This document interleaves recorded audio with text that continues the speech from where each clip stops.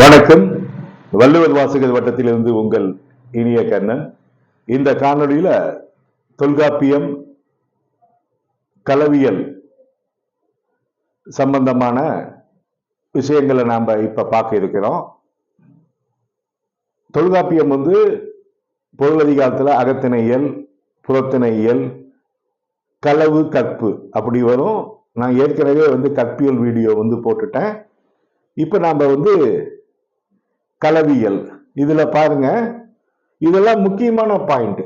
கள ஒழுக்கத்திற்கான காரணம் என்ன, இயற்கை புணர்ச்சி, இடந்தலைப்பாடு அப்படின்னா என்ன, களவுல தலைவனுடைய கூற்று, தலைவி, தோழி கூற்று, செவிலி கூற்று, நற்றாய் கூற்று, கள ஒழுக்கத்தை தோழி அறியும் விதத்தை மதி உடம்பிடுதல்னு சொல்றோம்.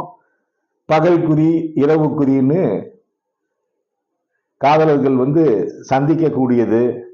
கள ஒழுக்கம் ஊதறிதல், அம்பல், அலர். இதை நான் முக்கியமான நூற்பாவை வச்சு அந்த நூற்பாவை படிச்சு எக்ஸ்பிளைன் பண்றேன்.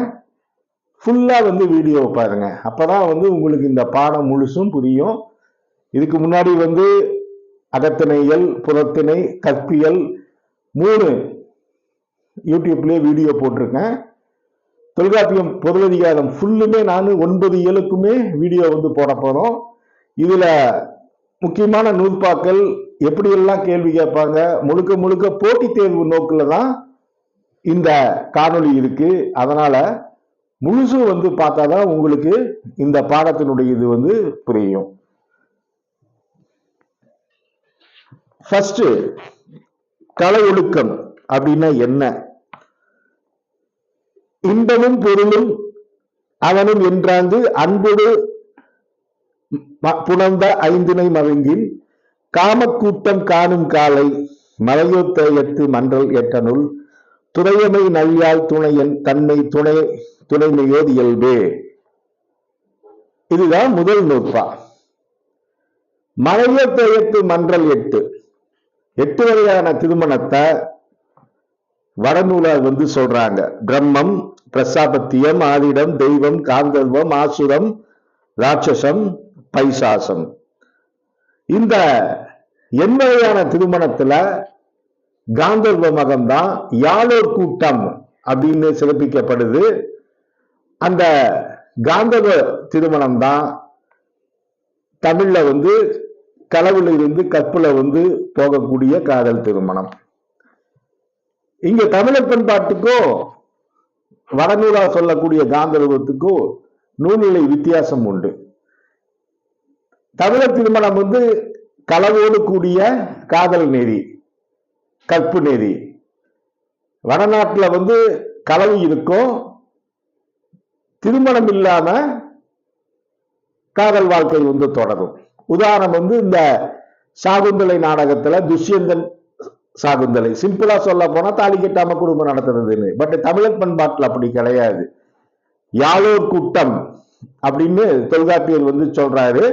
மொத்தம் 8 வகையான திருமண முறையை இதுல நாம தெரிஞ்சுக்கணும். பிரம்மம்னா 48 ஆண்டு பிரம்மச்சாரியம் கடைபிடித்தவனுக்கு 12 வயசு பெண்ணை கொடுப்பது.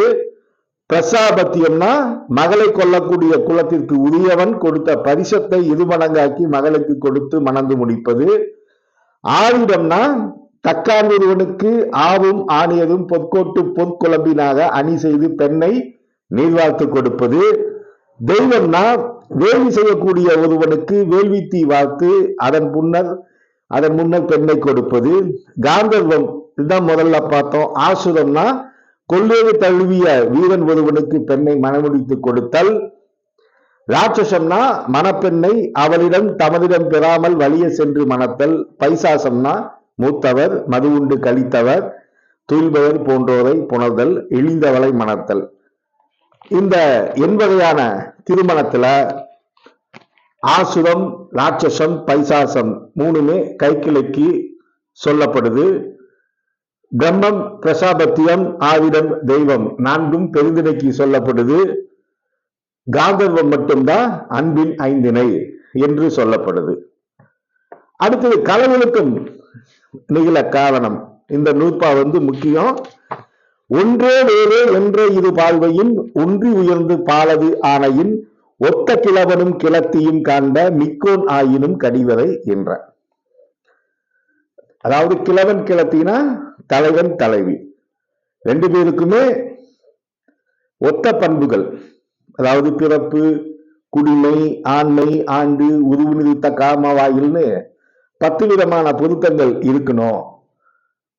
அப்படி இருந்தாதான் காதல் நிகழும். களவொழுக்கம்னா காதல் தான். இந்த இடத்துல இந்த 10 விதமான பொருத்தம் இருக்கணும். அதுதான் ஒத்த கிழவனும் கிழத்தியும் காண்ப மிக்கோன் ஆயினும் கடிவரை இன்று.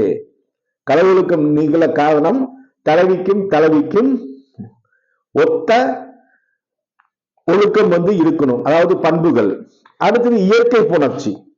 ஒத்த பண்புள்ள தலைவனும் தலைவியும் எதிர்பட்டு ஒருவரை ஒருவர் விரும்பி களவொழுக்கம் மேற்கொள்வதுதான் இயற்கை புணர்ச்சி. இதுல ஐயம் என்பது என்னன்னா, சிறந்துளி ஐயம் சிறந்தது என்ப இழிந்துளி இழிவே சுட்டலானே. இது ஐயம். ஐயம்னா என்ன? அழகு மிக்க இவள் தெய்வ மகளோ, அழகு மயிலோ, காதணி பூண்ட நங்கையோ. வள்ளுவன் கூட சொல்லுவான், அணங்கு கொள் ஆய்மையில் கொல்லோ கணங்குளை மாதர் கொள் மாலுமின் நெஞ்சி. இப்படி ஐயப்படுதல். இயற்கை புணர்ச்சிங்கிறது ஒருவரை ஒருவர் விரும்பி களவொழுக்கம் மேற்கொள்வது. அப்படி களவொழுக்கம் மேற்கொள்ளும் போது தலைவனுக்கு தலைவியின் பால் ஐயம் ஏற்படும். இவள் பெண்ணா இல்லை தேவதையா? அடுத்தது ஐயம் தெளிதல். வண்டே இளையே வள்ளி பூவே கண்ணே அலமதல் இமைப்பே அச்சம் என்று அன்னவம் அன்னவை பிறவும் ஆங்கே அவன் நிகழ நின்றவைகளையும் கருவி என்ப. இதுக்கு பின்னாடிதான் காதலன் இந்த நூற்பா வண்டே இளையே வள்ளி பூவே கண்ணே அலமதல் இமைப்பே அச்சம்னு அவர் அணிந்துள்ள பூக்களின் மேல் வண்டுகள் மொய்க்கின்றன, உடம்பில் அடிகடல்கள் உள்ளன, வள்ளிக்கொடி ஓவியம் மார்பிலும் தோளிலும் வரையப்பட்டிருக்கிறது அப்படின்னு ஐயம் தெளிந்து இவள் பெண்தான் என்பதற்கான நூற்பா. களவொழுக்கத்தின் குறிப்பு. இந்த நூற்பாவை எனக்கு தெரிஞ்ச யூஜிசி நெட்டு பிஜிடிஆர்பி கொஸ்டின்ல நான் அதிகம் பார்த்திருக்கேன். நாட்டம் இரண்டும் அறிவு உடம்பெடுத்ததற்கு கூட்டு உரிக்கும் குறிப்புரை ஆகும்னா எப்படி கேள்வி கேட்கலாம்?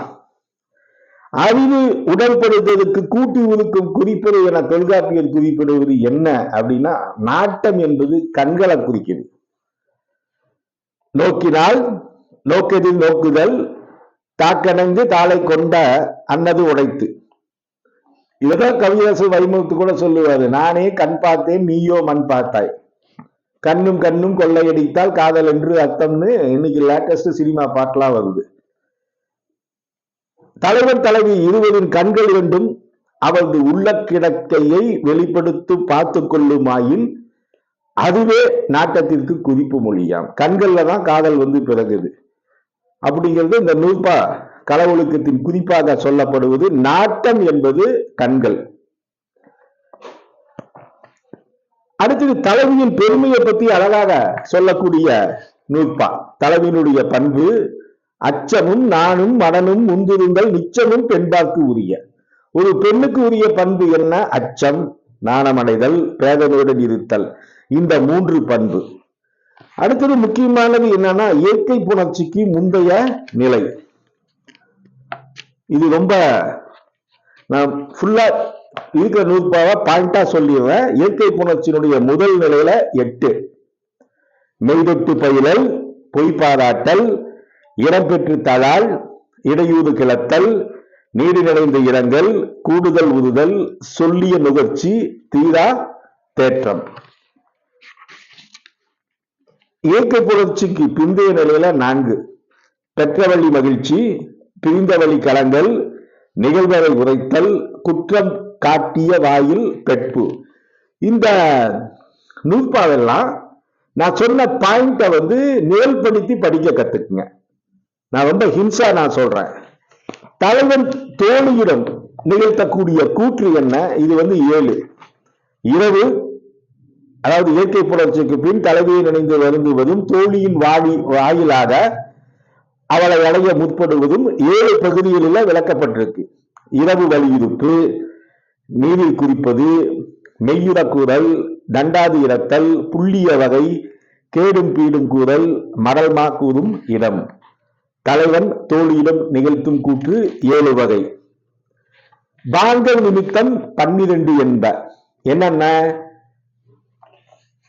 காட்சி, ஐயம், தெளிவு, வேட்கை, ஒருதலை உள்ளுதல், மெலிதல், ஆக்கம் செப்பல், நாணுவரை இறத்தல், நோக்குவை அவை போதல், மறத்தல், மயக்கம், சாக்காடு. இதுல காட்சி, ஐயம், தெளிவு 3மே கை கிளைக்கு.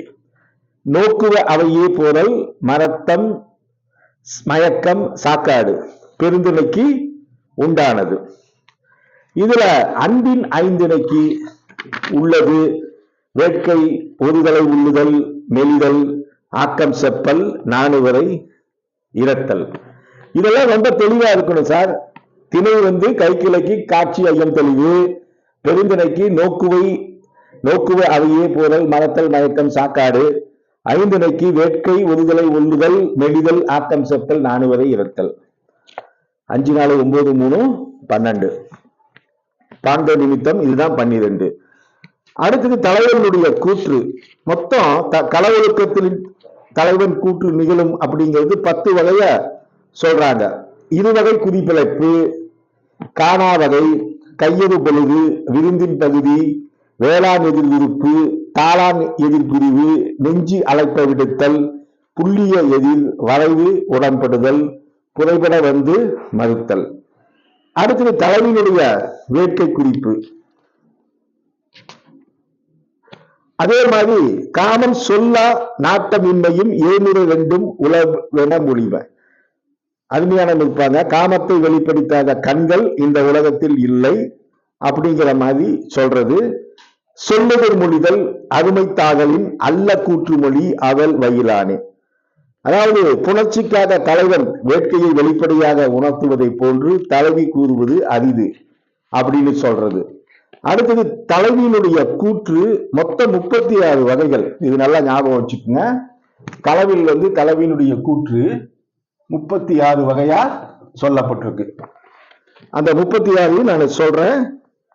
மறைந்தவன் காண்டல், தன் காட்டுறுதல், சொல்லதில் மழுங்கல், வழிபாடு மறுத்தல், மறுத்ததில் கோடல், முதுவல் சிறிதே தோற்றல், கைப்பட்டு கலங்கல், நாணுமிக வருதல், இட்டு பிரிவு இரங்கல், அருமை செய்து அயர்ப்பு, வந்த வழி உள்ளுதல், விட்டு உயிர் தழுங்குதல், நொந்து தெளிவு ஒழித்தல், அச்சம் மீடுதல், பிரிந்த வழி கலங்கல், பெற்ற வழி மலிதல், வாயில் கூறுதல், கூறிய வாயில் கொல்லாமை, மனைப்பட்டு கலங்குதல், உயிர் செல உயர்த்தல், வேற்று வரைவு மாற்றுதல், நிகழ்ந்தவை மறைத்தல், ஒருமை கேள்வியின் உருகுதை, பொய்தலை அடுத்த மடல், கண்ணீர் துடைத்தல், வெறியாட்டு இடம், குறியின் ஒப்புமை மதுளுதல், வரைவுதலை வருதல், களவு அறிவுறுத்தல், காரண மருங்கு, தளியித் தேடல், இயல்படு பொருள், அழிவு தலைவந்த சிந்தை, காமம் சிறத்தல், அவனளி சிரித்தல், ஏனம் சான்ற உவகை. இந்த 38மே தலைவியின் கூற்றாக சொல்லப்பட்டிருக்கு. அடுத்தது மேலும் தலைவி கூற்று நிகழும் விடை மொத்தம் 3 வகையா சொல்லியிருக்காங்க. வரைவடை வைத்த காலம், வரையா நாளிடை வந்தோன், தோழிக்கு உரைத்தல். இதுல உயிரினும் சிறந்த கற்பு இந்த நூற்பா ரொம்ப முக்கியம் சார். உயிரினும் சிறந்தென்று நானே, நானினும் செய்தி காட்சி கற்பு சிறந்தென்று, தொல்லோர் கிளவி புள்ளிய நெஞ்சமோடு, காமக்கிழவன் உள்வடி படினும், தாவில் நன்மொழி கிளவி கிளப்பினும், ஆங்கவை பிறமும் தோன்றுமென் பொருளே. இந்த நூற்பா ரொம்ப முக்கியம். அதே மாதிரி களவின் தோழி தலைவியினுடைய களவொழுக்கத்தை உணர்தல். தோழி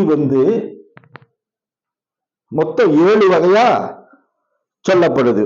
நாற்றம், தோற்றம், ஒழுக்கம், உண்டி, செய்வினை மறைத்தல், செலவு, பயில்வு. மொத்தம் 7 வகையா சொல்லப்பட்டிருக்கு. தோழி தலைவனுடைய களவை கற்பாக்க முயலுதல் 8ஆ சொல்லப்பட்டிருக்கு.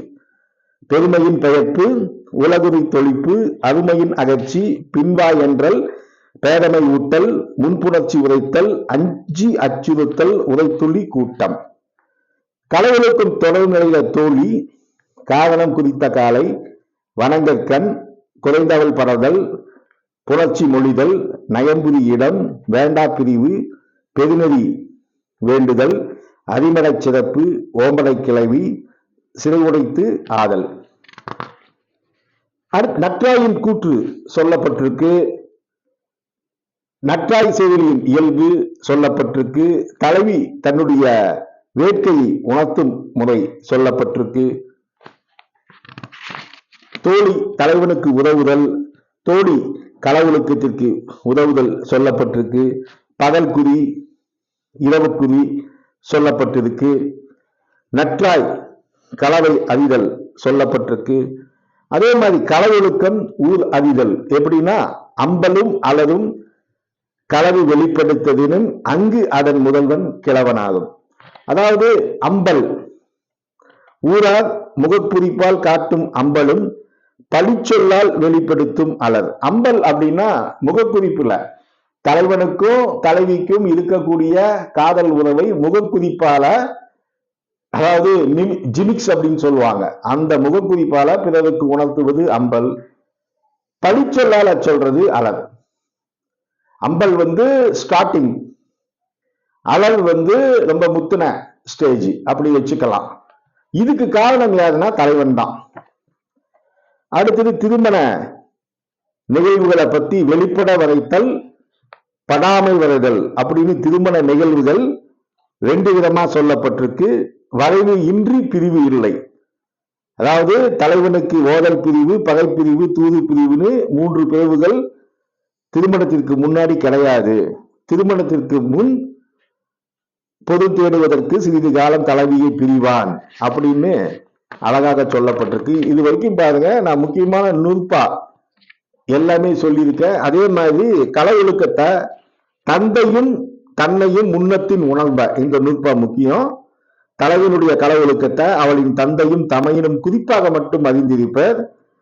தலைவனுடைய களவொழுக்கத்தை செவிலித்தா எந்த அளவு அறிந்திருக்கின்றானோ அதே அளவுதான் நற்றாயும் அறிந்திருப்பாள். களவொழுக்கத்துல 8 வகையான மாந்தர்கள் இடம்பெற்றிருக்காங்கன்னு சிவலிங்கனார் சொல்றாரு. யார் யாருன்னா தலைவன், தலைவி, பாண்டன், தோழி, செவிலி, நற்றாய், தந்தை, தன்னையன் மார்னு எண்ணற் களவு வாழ்வில் பங்கு பெறும் நிகழ்ச்சிகள் அமைந்துள்ளன. தொல்காப்பிய தொழிலதிகார முறைவளத்துல சிவலிங்கனார் சொல்லியிருக்காங்க. இது வரைக்கும் நாம ஃபுல்லா தொல்காப்பியத்தில் இருக்கக்கூடிய களவியல் பற்றிய செய்திகள் பார்த்தோம். இந்த இதுல நான் மேக்சிமம் இந்த நூற்பாவை நிழல்படுத்துக அப்படிங்கிற பாயிண்ட் ஆஃப் வியூல வரும்போது உங்களுக்கு எளிமையா ஈஸியா புரிஞ்சிடும். அது இல்லாம இதுல என்ன டவுட் அப்படின்னாலும் போன் பண்ணியே பாருங்க. இந்த நம்பர் இருக்கு 9025420905 போன் பண்ணி கேட்கலாம். அதே மாதிரி பிஜிடிஆர்பி படிக்கணும், காலேஜ் டிஆர்பி படிக்கணும் அப்படின்னா ஆன்லைன் கிளாஸும் இருக்கு. நேரடி வகுப்பு தொடங்க போறோம்.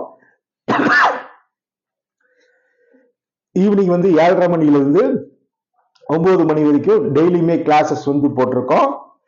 உங்களுக்கு எல்லா ஸ்டடி மெட்டீரியலும், அதாவது பிஜிடிஆர்பி சிலபஸ் ஓரியன்டா மொழி வரலாறு கடைசீட்டில் இருக்கு பார்த்தீங்களா, இதழியல் தொல்லியல் வரைக்கும் 10 யூனிட்டுக்குமே டெப்தான ஸ்டடி மெட்டீரியல் இருக்கு. டெய்லியுமே கிளாஸஸ் போயிட்டு இருக்கு சார். ஒரு 3 நாள் 4 நாள் ஃபோன் பண்ணிட்டு கேளுங்க, கிளாஸ் பாருங்க, பிடிச்சிருந்தா ஜாயின் பண்ணிக்கலாம். போன யூஜிடிஆர்பியில் ஸ்டேட் ஃபர்ஸ்ட் கொடுத்தோம். பிஜிடிஆர்பியில் 40க்கு மேலே வேலைக்கு போயிருக்காங்க. நல்ல ரெப்யூட்டேட்டட் இன்ஸ்டியூட்டு. கண்டிப்பாக உங்களுக்கு யூஸ்ஃபுல்லாக இருக்கும். வள்ளுவர் வாசகர் வட்டம் உங்களுடைய வெற்றிக்கு வழிகாட்டும். எங்கள் வாழ்வும் எங்கள் வளமும் மங்காத தமிழ் என்று சங்கே முழங்கு. நன்றி, வணக்கம். வள்ளுவர் வாசகர் வட்டத்திற்காக உங்கள் இனிய கண்ணன்.